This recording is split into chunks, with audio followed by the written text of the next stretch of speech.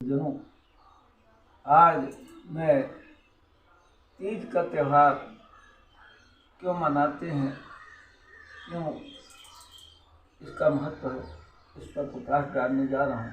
मैं बताना चाहता हूँ कि 75% हमारे देश में गांव हैं, अतः इसलिए तीज का त्यौहार ज़्यादा प्रसिद्ध है नाम, जबकि वास्तविक नाम का हरतालिका व्रत कहते हैं।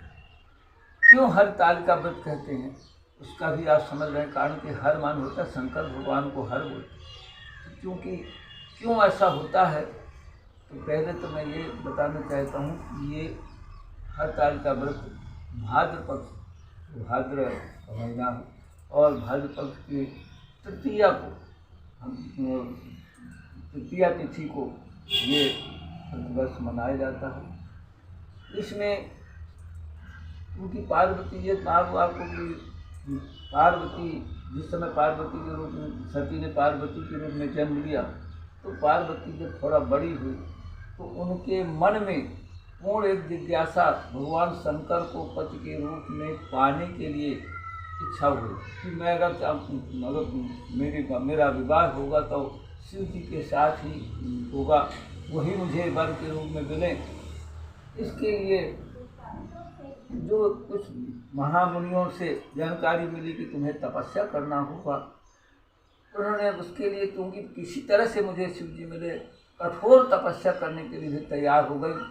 इसलिए पार्वती ने शिव जी को पाने के लिए 1000 वर्ष तक कंदमूल फल खाकर तपस्या करती रही और 100 वर्ष तक साग पत्ते इत्यादि खा करके अपना समय बिताई और कुछ दिनों तक जल और हवा के सहारे रही और लगभग 3000 वर्षों तक उन्होंने, जो बेल के पत्ते नीचे गिर जाते थे जमीन में और जो सूख जाते थे, सूखे पड़े हुए थे, उन बेल के सूखे पत्तों को खा खा करके 3000 वर्ष तक कठिन तपस्या की और उनका एक ही उद्देश्य था कि मुझे शिव जी भी पति के रूप में स्वीकार मिले।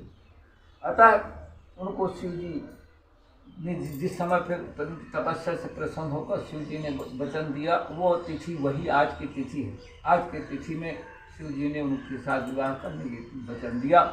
इसीलिए इस दिन को त्यौहार मनाया जाता है। जो कुंवारी लड़कियां हैं वो अच्छे वर के लिए प्रार्थना करती हैं, उपवास रखती हैं, और जो सुहागन स्त्रियां हैं वो अपने पति की दीर्घायु की कामना करने के उद्देश्य से और अपने पति के स्वस्थ रहने के उद्देश्य से ये व्रत रखती हैं। अतः ये व्रत हमारे सब स्त्रियों के लिए सारे व्रतों की तुलना में ये सबसे कठोरतम व्रत है, क्योंकि इसमें ज़्यादातर निर्जला व्रत रहने का विधान है।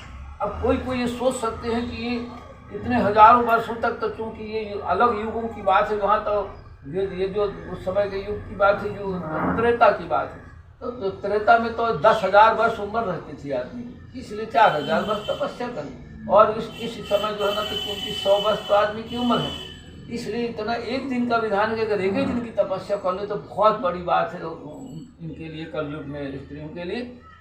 और वो भी क्योंकि खान पान के हिसाब से, स्वास्थ्य के हिसाब से बहुत बड़ा कठिन, तो इसलिए विधान है कि निर्जला व्रत का विधान है। लेकिन जो कोई बीमारी में है, अस्वस्थ हैं, रुग्ण हैं, बसयाने हैं, इसलिए वो फल फूल खा करके भी वो रह लेती है। लेकिन हर तरह से इसका महत्व बहुत ज़्यादा स्त्रियों को है।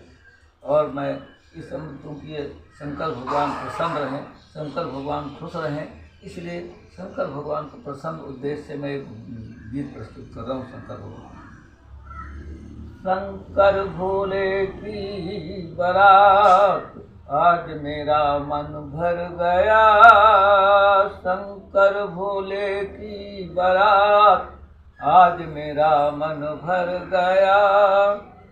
मन भर गया राम, मन भर गया राम, मन भर गया राम, मन भर गया राम, शंकर भोले की बारात आज मेरा मन भर गया।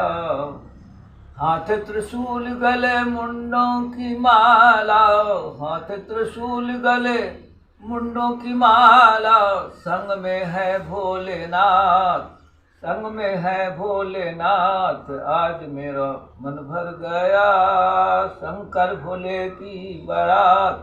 आज मेरा मन भर गया। अंग भभूत रंग ओढ़े मृग छाला, अंग भभूत रंग ओढ़े मृग छाला। दूल्हा बने भगवान, आज मेरा मन भर गया, शंकर भोले की बारात। आज मेरा मन भर गया। अतः आज मैं शंकर भगवान को प्रणाम करते हुए और सबको सुख की कामना चाहता हूँ।